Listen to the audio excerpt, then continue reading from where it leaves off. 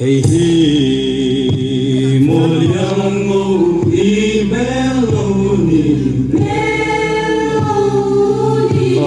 Ôi mình sang junior thế khá, ôi mình sang junior thế khá. Lâu ít quan sai khá tụi nó này nó làm tụi nó, lâu ít phát ra lâu xíu u lắm, cảnh phát ra làm tụi nó coi phong u lắm muốn cả lâu dài lâu hay. Cái này nó làm thấy khá tụi nó, rồi tụi ai luôn đó nè.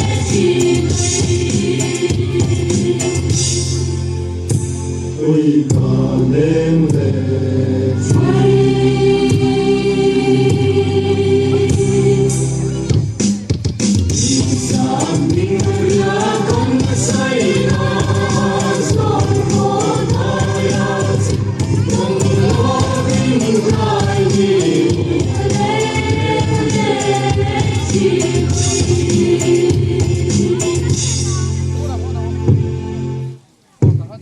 nang